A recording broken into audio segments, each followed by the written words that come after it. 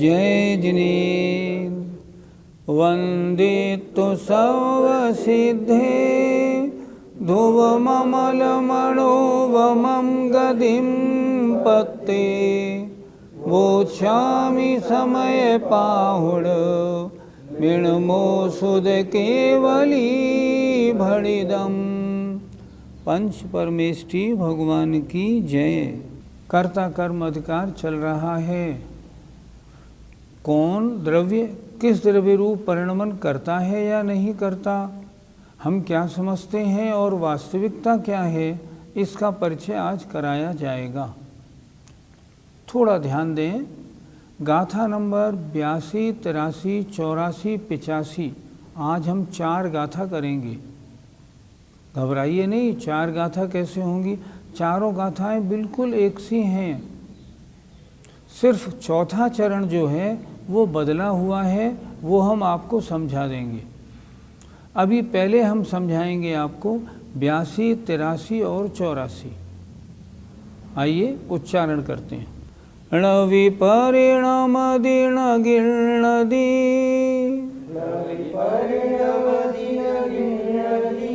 उपजदिण परदवपज्याये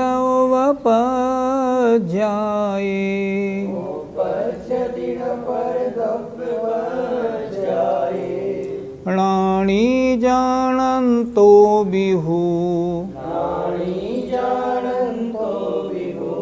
पुग्गलकम्मं अणेयविहम्। बोलिए।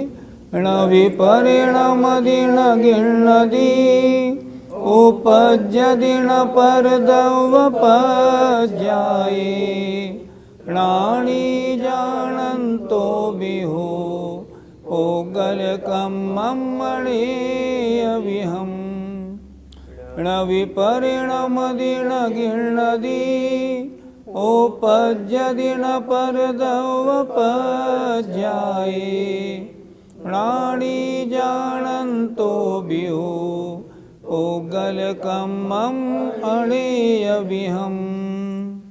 अर्थ पर ध्यान दीजिए। णविपरिणमदि न उनरूप परिणमन करता है, न गिणदि न उन्हें ग्रहण करता है, न उपज्यदि न उनरूप उत्पन्न होता है। किन रूप? परदवपज्याये परद्रव्य की पर्यायों में। क्या लिखा? परद्रव्य की पर्यायों में न उनरूप परिणमन करता है, न उन्हें ग्रहण करता है और न उनरूप उत्पन्न होता है। कौन? णानी ज्ञानी। कैसा होता हुआ?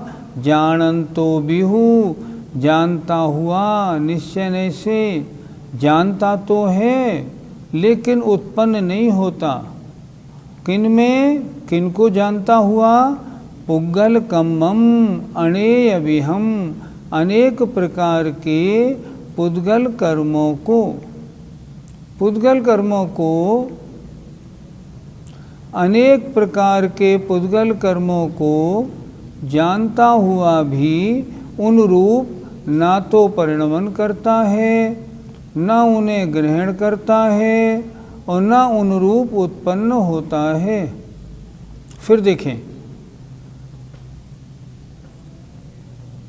जो पुद्गल है ना, जो ज्ञानी है ना, देखिए जो ज्ञानी है ये पुग्गलकम्मं अणेयविहम् अनेक प्रकार के पुद्गल कर्मों को जानता हुआ भी न उनरूप परिणमन करता है, न उन्हें ग्रहण करता है, न उनरूप उत्पन्न होता है। किन रूप? परद्रव्य की पर्याय रूप। फिर देखें एक बार, ज्ञानी पुद्गलिक कर्मों को, अनेक प्रकार के पुद्गलिक कर्मों को जानता हुआ भी निश्चय से न उनरूप परिणमन करता है, न उन्हें ग्रहण करता है न उन रूप उत्पन्न होता है। क्यों? क्योंकि वे परद्रव्य की पर्याय हैं। इस कारण वो किस रूप रहता है? वो तो अपने रूप रहता है। क्या समझाया इसमें? अर्थ जरा देखते हैं। ज्ञानी अनेक प्रकार के पौद्गलिक कर्मों को जानता हुआ भी निश्चय से परद्रव्य की पर्यायों में न उन स्वरूप परिणमन करता है, न उन्हें ग्रहण करता है, न उन रूप उत्पन्न होता है। वो कैसा रहता है? वो तो अपने ज्ञान स्वभाव में रहता है। पंडित जी, अनेक प्रकार पुद्गल कर्मों से क्या तात्पर्य है? कर्म की मूल प्रकृतियाँ 8, उत्तर प्रकृतियाँ मिलाने से 148। ये सब आत्मा के साथ बंधी हुई हैं, भिन्न भिन्न बहुत सारी। कुछ को छोड़ दो, बाकी सब बंधी हुई हैं। ज्ञानी इनको जानता है, लेकिन जानते होने के बाद भी ना तो उन रूप कभी परिणमन करता है, ना उनको ग्रहण करता है, ना उन रूप उत्पन्न होता है। क्यों नहीं होता? वे तो पुद्गल की पर्याय हैं। उनके उदय में आने पर तद्रूप जो कर्म का फल होता है, व्यवहारने से उनको भोगने वाला है, वो अलग बात है। लेकिन ज्ञानी जो कर्म आत्मा के साथ बंधे हैं उनको जानता तो है, पर उन रूप ना परिणमन करता है, ना ग्रहण करता है, ना उत्पन्न करता है। वो तो अपने को ज्ञान स्वभाव रूप मानता है। पंडित जी, परद्रव्य की पर्याय क्या होती हैं? ये कर्म रूप जो परिणमन हुआ, ये किस द्रव्य की पर्याय हैं? ये पुद्गल द्रव्य की पर्याय हैं। जो कारवाण वर्गणाएँ हैं वे इस रूप परिणमन हुई हैं। हमने माना इनके परिणमन में आत्मा के परिणाम निमित्त कारण हैं। हमने माना इनके परिणमन में आत्मा के परिणाम निमित्त कारण हैं। फिर भी ये कर्मरूप परिणमन किसने किया? ये कर्मरूप परिणमन किया कारवण वर्गणाओं ने। ये आत्मा का परिणमन नहीं है, ये तो परद्रव्य का परिणमन है। इसलिए ज्ञानी ना तो मानता है, ना तो इस रूप परिणमन करता है, ना इनको ग्रहण करता है, ना इन रूप उत्पन्न होता है। क्यों? क्योंकि ये तो परद्रव्य की पर्याय हैं। ये भिन्न हैं और मैं भिन्न हूँ। पंडित जी, तो ऐसे ग्रहणादि रूप किसका परिणमन होता है? हम मिट्टी और घड़े की चर्चा ले लें। जब मिट्टी से घड़ा बना तो क्या हुआ? मिट्टी ने ही घड़े रूप परिणमन किया, मिट्टी ने ही घड़े रूप को ग्रहण किया, मिट्टी ही घड़े रूप से उत्पन्न हुई। जो परिणमन हुआ वो मिट्टी का ही हुआ। इसी तरह आत्मा कर्मों को जानता तो है, पर उस रूप न परिणमन करता है, न उत्पन्न होता है, न उनको ग्रहण करता है। अर्थात आत्मा कर्मों का मात्र जानने वाला है, उनका उपादान करता नहीं। जो ऐसा मानता है वो ज्ञानी होता है। इस समय सार ग्रंथ में 4 गाथाएं हैं, 82, 83, 84, 85। चारों गाथाएं बिल्कुल एक हैं। आप जरा खोलें और 82 नंबर को देख लिया, 83 नंबर की गाथा को देखें। उसमें क्या लिखा? न विपरिणमदि न गिणदि उपज्यदि न परदवपज्याये णाणी जानंतो बिहु।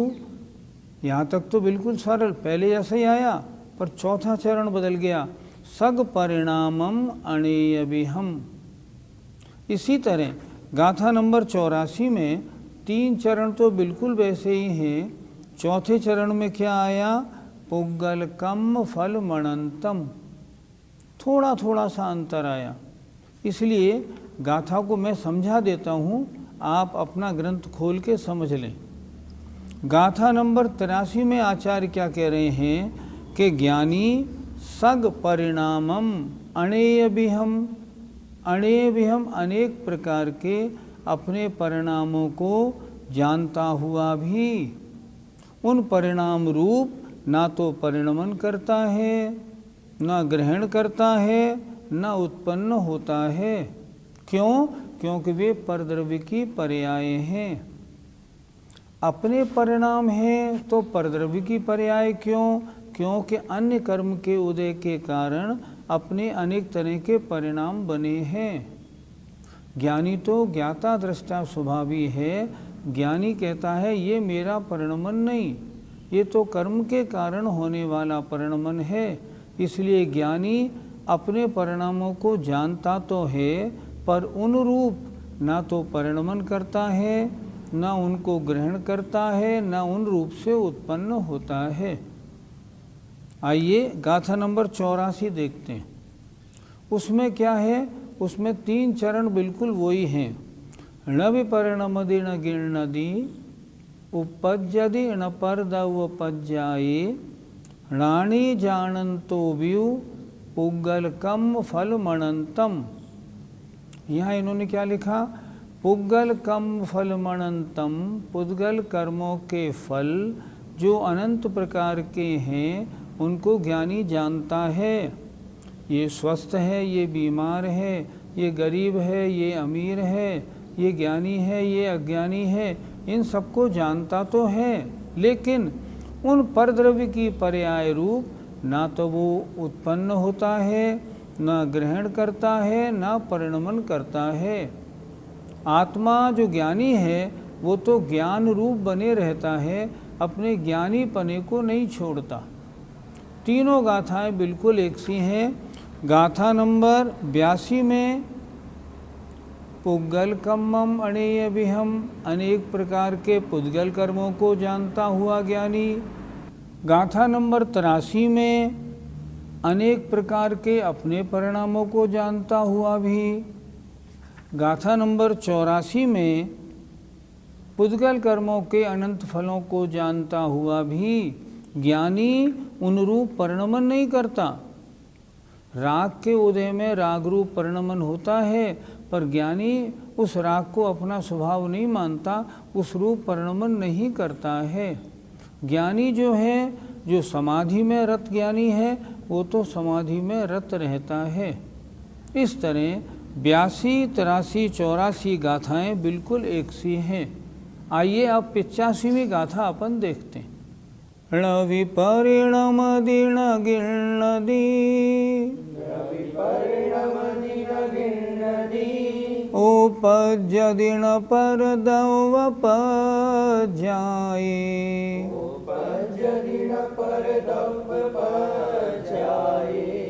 नानि पुग्गलदवं पितः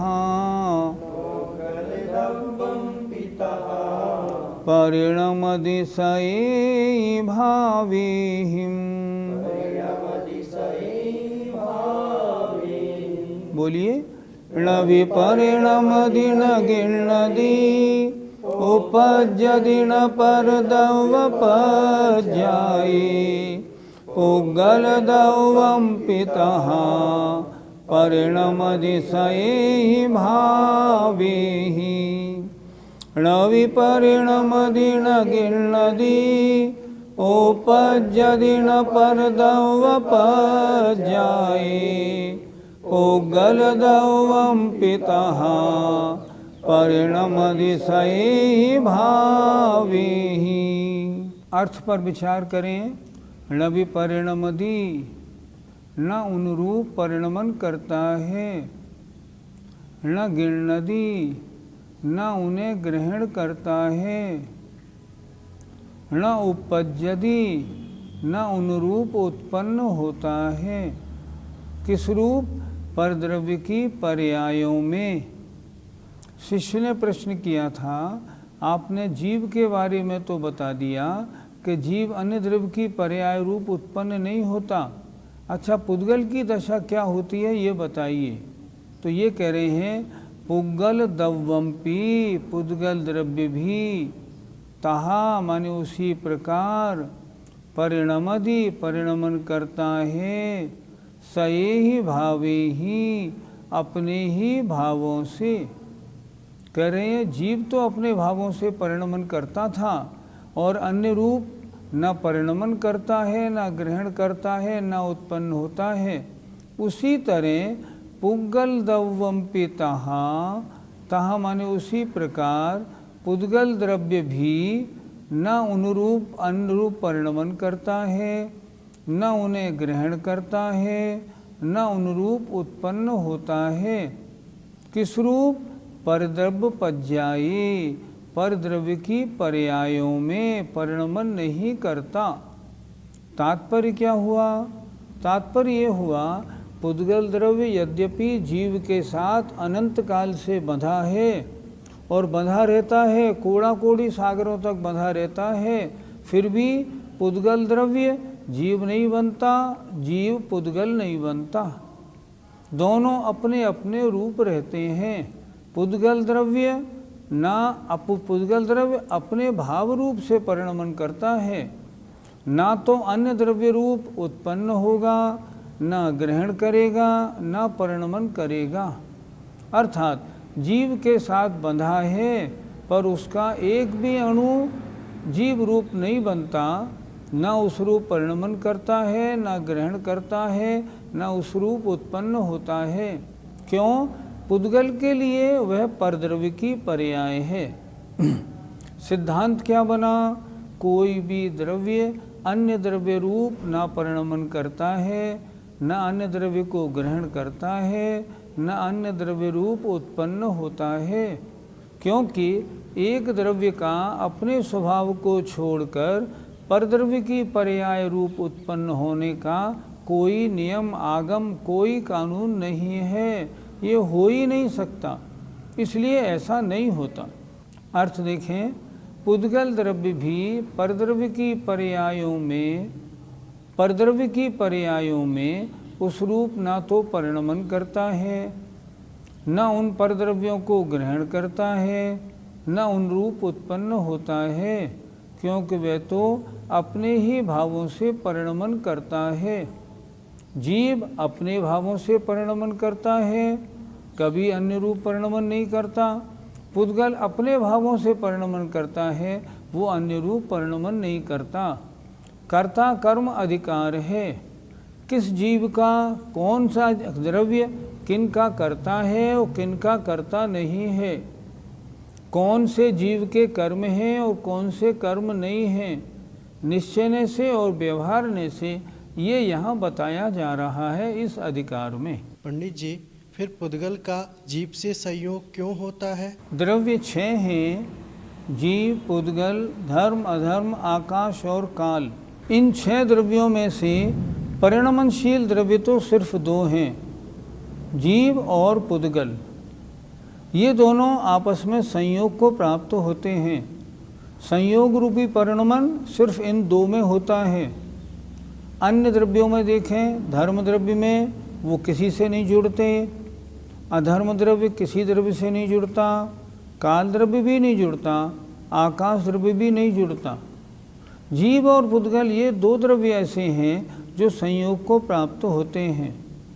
जैसे जीव है, जीव को शरीर प्राप्त हुआ, जीव के साथ कर्म जुड़े, जीव में राग द्वेष हुआ, ये जीव और पुद्गल का सारा खेल है।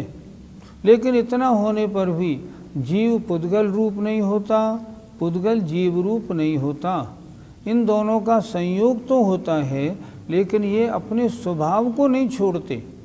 यहाँ आचार्य ये कह रहे हैं, तरह तरह के परिणामों में जैसे जीव सब तरह के परिणाम रूप होते हुए अपने स्वभाव को नहीं छोड़ता, वैसे पुद्गल भी जीव के साथ जुड़ता है पर वह अपने स्वभाव को नहीं छोड़ता। हर द्रव्य अपने रूप परिणमन करता है, अन्य द्रव्य रूप परिणमन नहीं कर सकता, ये यहाँ बताना चाह रहे हैं। तो इन 2 ही द्रव्यों में परिणमन होता है, अन्य में नहीं होता। इसलिए 2 द्रव्यों की चर्चा यहाँ की गई और बताया गया है, इन दोनों में संयोग होते हुए भी ये दोनों द्रव्य अपने स्वभाव को नहीं छोड़ते। पंडित जी, ऐसा कौन जीव जानता है? जिनको नए पद्धति का ज्ञान है, जो निश्चय और व्यवहारने को अच्छी तरह समझते हैं, जो द्रव्य के स्वभाव और प्रभाव को अच्छी तरह समझते हैं, जो कर्ता और कर्म भाव को भी अच्छी तरह पहचानते हैं। ऐसे जो जीव होते हैं वो इस तरह जानते हैं कि संयोग होना संभव है, लेकिन एक द्रव्य का दूसरे द्रव्य रूप परिणमन होना संभव नहीं। आत्मा के साथ कर्मों का चिपकना तो संभव है, लेकिन आत्मा जड़ रूप हो जाए ये कभी कदापि संभव नहीं। पुद्गल अपने परिणमन का करता है, जीव के परिणामों का नहीं। जीव अपने परिणमनों का करता है, पुद्गल के परिणामों का नहीं। इसी तरह प्रत्येक द्रव्य अपने परिणमन का करने वाला होता है। अन्य द्रव्य रूप न उत्पन्न होता है, न उसको ग्रहण करता है, न अन्य द्रव्य की पर्याय रूप उत्पन्न होता है। इतनी समझ ज्ञानियों के होती है। और जो ज्ञानी परम समाधि में लीन हैं, वे बिल्कुल विचारते हैं मेरी आत्मा तो ज्ञायक स्वभाव मात्र है। बहिरंग परिस्थितियाँ कैसी भी हों, ये बहिरंग परिस्थितियों का असर पुद्गल पे है, मेरे ऊपर कुछ नहीं। मैं तो अपने स्वभाव रूप परिणमन कर रहा हूँ और मैं अन्य रूप परिणमन करने वाला नहीं। इस तरह वे ज्ञानी पने में रहते हुए अन्य द्रव्य की पर्याय रूप परिणमन नहीं करते। आइए 82 और 85 इन दोनों गाथाओं का पद्यानुवाद तो आपको हम बोर्ड पे दिखाएंगे, बाकी उच्चारण 82 से 85 तक चारों का करेंगे। आइए। जो भी अनेक विध है विधि आत्मा में, ज्ञानी उन्हें निरखते रत हो क्षमा में। वे साधु किंतु न कभी पर रूप पाते, स्वीकारते न पर को पर में न जाते। आइए अब पद्यानुवाद निकालें 83 का। निष्पाप आप अपने अपने गुणों को, ज्ञानी सदैव लखते तज दुर्गुणों को। आधार ले न पर का पर में न जाते, वे साधु किंतु न कभी पर रूप पाते। गाथा नंबर 84 का पद्यानुवाद देखें। ज्ञानी नितांत सुख के दुख के दलों को, है जानते जड़मयी विधि के फलों को। वे साधु किंतु न कभी पर रूप पाते, स्वीकारते न पर को पर में न आते। गाथा नंबर 85 का पद्यानुवाद सामने भी देखें, सामने पद्यानुवाद दिया हुआ है, उसको भी देख लीजिए। विज्ञानहीन जड़ पुद्गल भी सदा से, होता सुशोभित नितांत निजी दशा से। पे छोड़ के न जड़ता पर रूप पाता, स्वीकारता न पर को पर में न जाता। कितना सुंदर पद्यानुवाद है। इस 85 पद्यानुवाद का अर्थ देखें। विज्ञानहीन अर्थात ज्ञान रहित है, जड़ है पुद्गल, फिर भी सदा से वो अपनी निजी दशा से ही सुशोभित रहता है। पुद्गल कभी अन्य द्रव्य रूप परिणमन नहीं करता। पे छोड़ के न जड़ता, मतलब जड़ता माने जड़पने को छोड़कर पर रूप नहीं पाता। स्वीकारता न पर को, ना तो पर को स्वीकारता है, अर्थात अन्य द्रव्य की स्वीकारता भी नहीं है और अन्य द्रव्य में जाता भी नहीं है। अन्य द्रव्य के साथ बंधता तो है, लेकिन फिर भी अपने स्वरूप को नहीं छोड़ता। अर्थात कोई भी द्रव्य निश्चय से अन्य रूप परिणमन नहीं करता। द्रव्य का परिणन हमेशा अपनी परिणति रूप ही होता है। जय जिनेन्द्र। इस कार्यक्रम के पुण्यार्जक परिवार है मानक चंद, कमला देवी, राकेश, नीतू, ऋषभ, सौम्या एवं आयुषी मुशरफ, B123, सेठी कॉलोनी, जयपुर, राजस्थान। स्वर्गीय श्रीमती अनंतमती मोतीचंद शाह की स्मृति में सुपौत्री आभा आयुषी, सुपौत्र आदित्य, सुपौत्री मुग्धा, अभिजीत शाह, डॉक्टर केतकी तुषार भट्ट, पुत्र श्री हर्षवर्धन, धन्य कुमार पुत्रवधू रोहिणी, दयानंदा पुत्री श्रीमती भारती, श्रीमती उज्ज्वला, डॉक्टर कल्पना, आशा, स्मिता, दीपमाला एवं समस्त वाडीकर परिवार। Arun Kumar Agarwal, Amrapali fashion, Renu Agarwal, Anushri Agarwal, Anshita Agarwal, B197 HIG, Nandgram Ghaziabad. गर्व गौतम जैन, सुपौत्र अशोक कुमार, रतनलाल जैन, नूतन, गौतम, प्राची, आदित्य, महिमा, सलोनी, निरंजन, अरहन, आराध्य, तारदेव, अंधेरी, मुंबई।